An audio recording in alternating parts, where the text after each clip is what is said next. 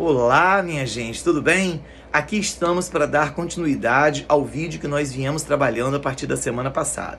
Então, no último vídeo, nós fizemos referência à chamada Guerra Fria, aquele período ali pós-Segunda Guerra Mundial, dos anos 45 em diante, dos anos 50, dos anos 60 até o início dos anos 70, em que se construiu, por conta do enfrentamento dos Estados Unidos versus União Soviética, uma ordem bipolar, uma ordem pautada numa espécie de guerra, então, ideológica, militar, econômica, política, corrida espacial. Então, há muitos aspectos que envolvem essa Guerra Fria. E só para dar uma lembradinha, a gente fala Guerra Fria porque não foi uma guerra direta, não foi uma guerra efetivamente construída via Estados Unidos, União Soviética. Foi uma guerra que envolveu alemães versus alemães, coreanos versus coreanos, vietnamitas versus vietnamitas, e aí os norte-americanos e soviéticos, de algum modo, vão acabar se entrincheirando nesses conflitos e promovendo de forma muito violenta, muito truculenta, o estímulo para que essas guerras acontecessem,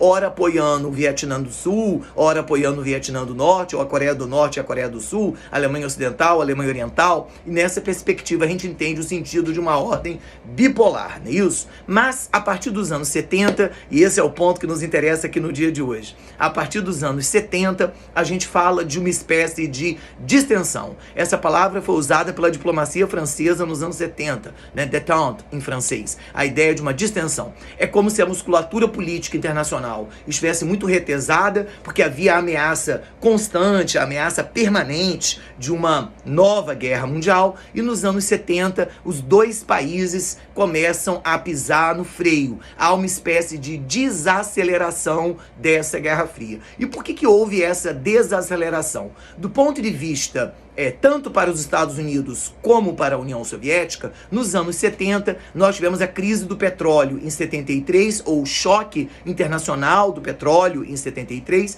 motivado pelo fato de que a OPEP, Organização dos Países Exportadores de Petróleo, que tinha sido criada ali em 68/69, mas em 73, depois de muitas derrotas para os Estados Unidos e Israel, os países do Oriente Médio, não só do Oriente Médio, também alguns países do Norte de África, enfim, os países árabes vinculados à OPEP promoveram uma quintuplicação do preço do barril de petróleo, numa espécie de retaliação aos Estados Unidos e ao Ocidente. Do momento que houve essa quintuplicação, só em março de 73, do barril do petróleo, naturalmente isso causou uma inflação em escala planetária, uma inflação em ordem global. E essa inflação só aumentou, é uma espécie de um acumulado inflacionário ao longo de uma década. E também há de se observar que esse choque internacional do petróleo, essa elevação bruta e súbita do preço do barril do petróleo, acabou impactando não só o Ocidente, acabou impactando também os países do leste europeu, acabou impactando também os países ditos socialistas. E aí a gente vai entender também que ali em 73 houve a intenção mesmo de provocar a alta do petróleo. Em 79 estourou, outro problema, que foi o conflito entre o Irã e o Iraque, E do momento que estoura um conflito contínuo, Revolução Iraniana e logo depois o conflito entre Irã e Iraque, dois entre os três maiores produtores e exportadores mundiais de petróleo. Então há naturalmente uma elevação ainda maior do preço do petróleo. E aí do momento que o petróleo, que era a grande matéria-prima, a grande fonte de queima de poder calórico ali nos anos 70, teve uma alta muito poderosa, muito significativa, muito grande, muito robusta, isso causa um impacto nas economias mundiais que vão ter que buscar fontes alternativas de petróleo, seja lá o pró-álcool brasileiro, seja o tal do etanol, seja a busca de fontes, então, outras fontes de poder calórico, buscar de outros modos, ou então buscar petróleo em outras áreas, talvez buscar petróleo em África, buscar petróleo no Alasca, buscar petróleo na Venezuela, gente? Tinha que haver alternativa para isso. E as pesquisas tecnológicas, as pesquisas de inovação, no sentido de, por exemplo, pensar os automóveis têm que utilizar o tempo inteiro essas fontes de combustíveis fósseis, já que eles não são renováveis, tudo isso começou a ser discutido. Mas o fato é que tanto para os Estados Unidos como para a União Soviética, essa alta inflacionária do petróleo nos anos 70 acabou criando um clima de desaceleração das economias mundiais. Vivemos um período duro em termos de acumulação e de propensão capitalista, e mesmo o mundo socialista acaba sendo impactado. Porque se o preço do petróleo, no acumulado de uma década, de 73 a 79, houve uma alta acumulada de 333%, como é que isso não vai reverberar no preço do tênis? Como é que isso não vai reverberar no preço da caneta e da roupa que a gente utiliza, né? Como é que isso não vai impactar nos materiais plásticos que o mundo utilizava até então? Então isso afetou tanto Estados Unidos como União Soviética. Do ponto de vista da União Soviética, aquelas ex-repúblicas que compunham a União Soviética extinta em 91, Letônia, Lituânia, Estônia, Moldávia, Bielorrússia, Azerbaijão, Turcomênia, começam os seus processos separatistas também. E o governo central de Moscou começa a reprimir. Se o governo de Moscou vive, governo soviético Moscou, começa a viver uma situação de crise econômica internacionalizada e globalizada pela alta mundial do petróleo. E, por outro lado, começa a ter o enfrentamento de revoltas separatistas dentro do seu próprio território. Como é que a União Soviética iria continuar estimulando Guerra Fria no final dos anos 70 se ela está com problemas na sua própria economia e se ela tem problemas internos separatistas dentro do seu próprio território? Então, há necessidade de desacelerar.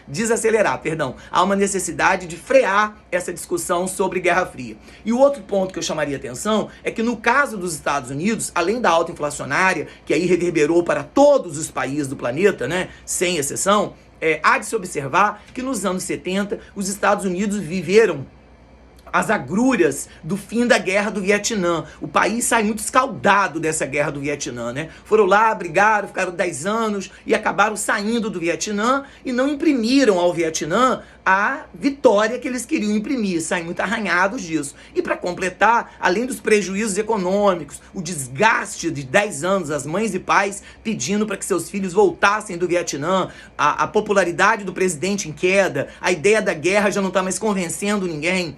Ainda tem outro problema nos Estados Unidos, o escândalo de Watergate, o escândalo que envolveu o presidente Richard Nixon, que foi acusado de desviar verbas, né, de usar de verbas públicas federais para fazer espionagem política no candidato opositor, porque aí haveria eleições e ele, como candidato republicano, estaria fazendo espionagem política usando de modos ilícitos o próprio dinheiro dos fundos eleitorais americanos. E ele acaba sofrendo, para não sofrer impeachment, ele acaba renunciando. Quer dizer, o país vive também uma espécie de convulsão política, de colapso político. Só para dar uma lembradinha, quem completou o mandato foi o Gerald Ford. Então, dentro dessas circunstâncias todas, os Estados Unidos não têm como manter um conflito internacional ou ficar estimulando conflitos aqui, ali e acolá em relação à União Soviética, porque os Estados Unidos também passam por um problema bastante intenso, interno, dentro, então, obviamente, do seu espaço territorial, dentro do seu espaço geopolítico. Então, os dois países, eu não estou dizendo que os dois países acabaram com a Guerra Fria, mas eu estou dizendo que os dois países, se havia uma aceleração de Guerra Fria, nos anos 70, a gente vai ter um processo de desaceleração, a gente vai ter um processo de uma espécie de slow motion, a Guerra Fria começa a ser aplacada de algum modo.